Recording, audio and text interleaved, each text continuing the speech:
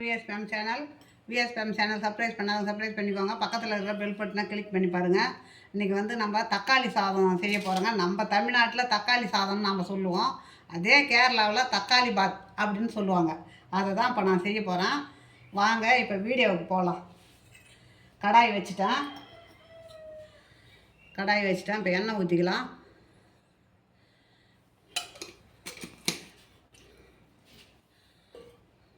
எண்ணெய் காயட்டக்க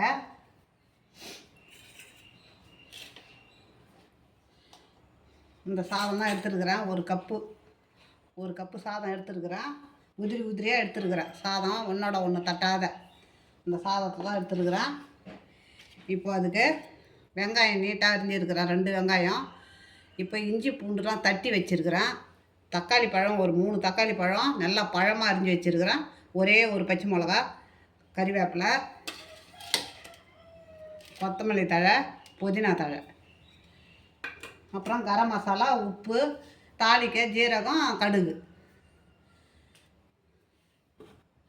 இவ்வளோதாங்க. இப்போ நம்ம கடுகு போட்டுக்கலாம்.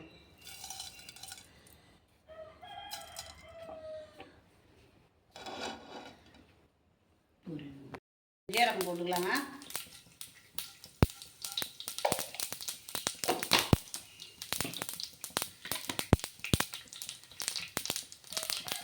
ஜீரகம் நல்லா பூரிட்டோம். இப்போ பச்சை மிளகாய் போட்டுக்கலாம்.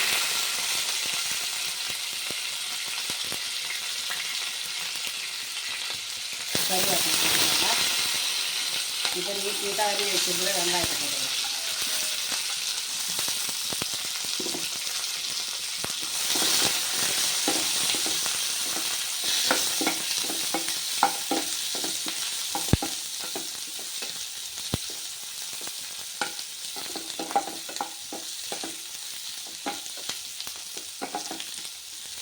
இதில் நம்ம தண்ணிக்குன்னு போடுறது கிடையாது. நம்ம வந்து இதை வதக்கி கொஞ்சம் சிம்மில் வச்சு அதிலே வேகணும். எல்லாமே தக்காளி வெங்காயம் எல்லாமே அதிலே வேகணும் சிம்மிலே. இல்லாட்டி வயலில் வச்சோம்னா அப்படியே நறுக்குன்னு இருக்கும். அதுக்காக தான் கொஞ்சம் வதங்கட்டும். தக்காளி கொட்டிக்கலாம்.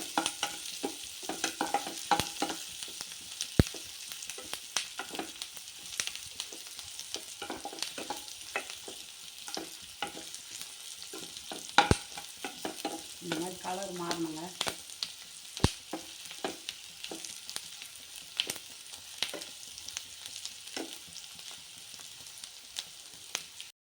இடிச்சு வச்சுக்கிறேன். இஞ்சியும் பூண்டையும் போட்டுக்கலாங்க. கொஞ்சம் பச்சை வாசனை போகும்.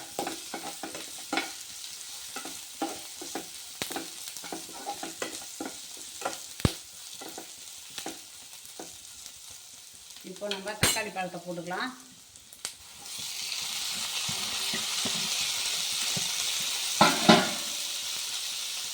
தக்காளி பழம் போட்டாச்சு. இப்போ அதுக்கு தேவையான மஞ்சள் தூளை போட்டுக்கலாம். இப்போ அதுக்கு தேவையான உப்பை போட்டுக்கலாம்.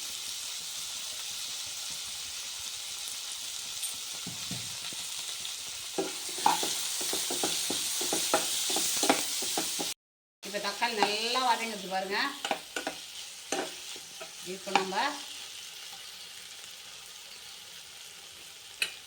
இப்போ புதினாவை போட்டுக்கலாம். இப்போ கொத்தமல்லி தழையை போட்டுக்கலாம்.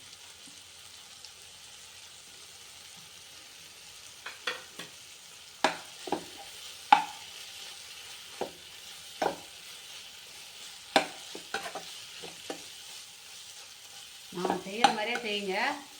ரொம்ப மணமாகவும் வாசனையாகவும் ருசியாகவும் இருக்கும் தக்காளி. இப்போ கொஞ்சம் கரம் மசாலா, அவ்வளோதாங்க. கொஞ்சமாக கரம் மசாலா, அது பச்சை வாசனை போதும்.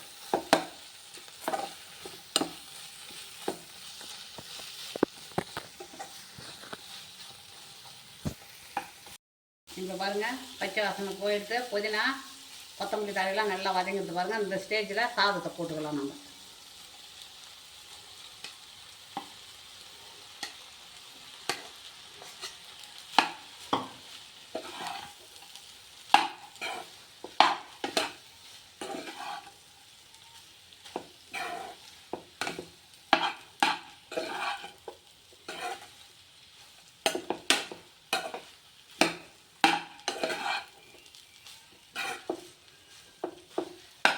பசங்களுக்கு டிஃபன் இல்லைன்னா காலையிலே நம்ம என்ன பண்ணணும், சட்டுன்னு செய்து கொடுக்க வேண்டிய சாதம் தான் இது.